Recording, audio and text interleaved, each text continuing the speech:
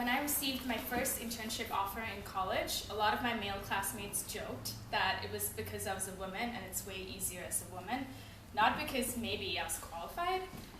When I went to my TA office hours, I was stuck on like this electrical engineering problem. My TA tried to comfort me, and he said not to feel bad because girls usually take longer to understand these kind of concepts. And yeah, I'm from India. I speak good English, and I will not fix your computer because I don't work for tech support.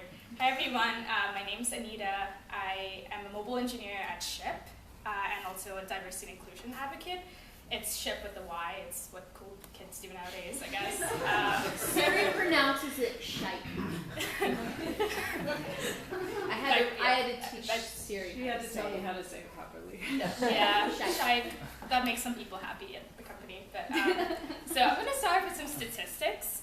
So I think 18% of computer science graduates are women, as opposed to, I think, roughly half of graduates in general are women. If you look at the American workforce, around 25%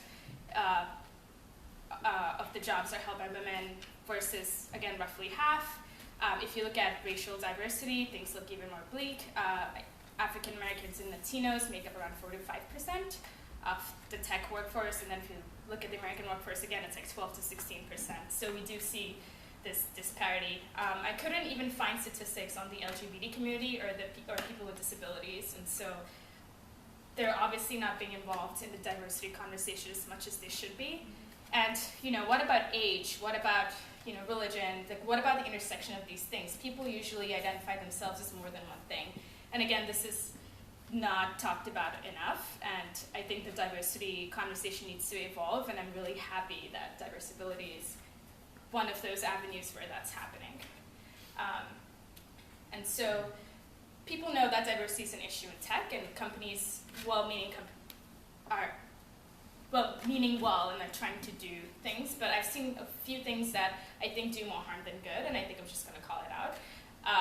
An example of that is I've heard people say that, oh, I care about diversity, but I don't want to lower the bar to hire people from diverse backgrounds, kind of implying that diversity is synonymous with lowering the bar, which is insulting and not helping, right?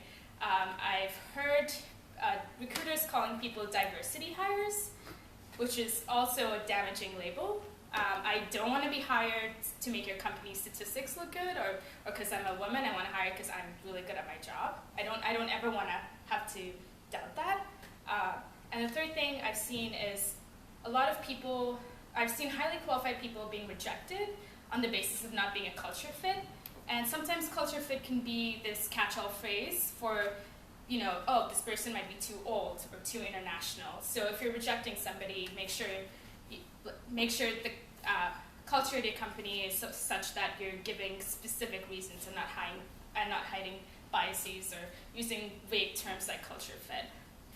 All right, so I'm going to just suggest easy 5 things that companies can do to help underrepresented people from underrepresented groups at your company thrive more.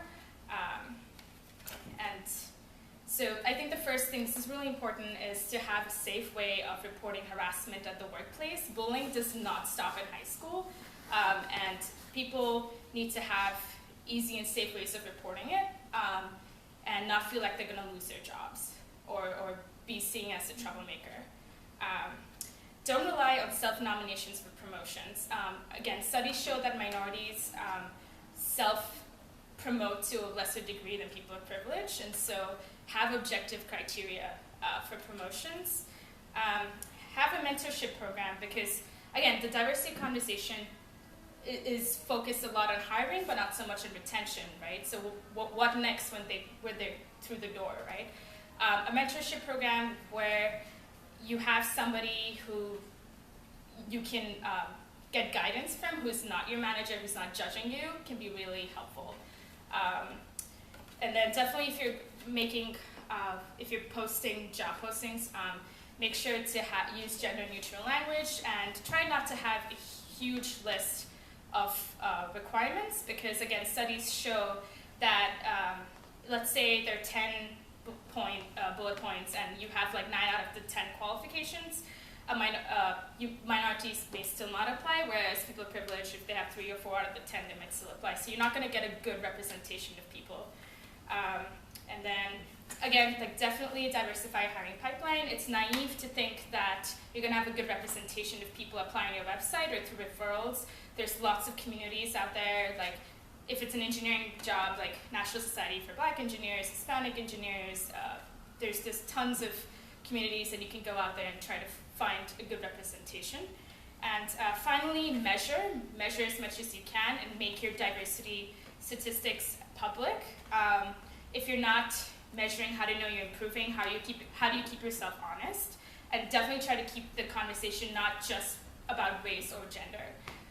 Try to expand those. And yeah, I just hope that in the future, or I hope that everyone can bring their whole selves to work, and if we all do that now, hopefully tomorrow, like, it'll be easier for people down the road.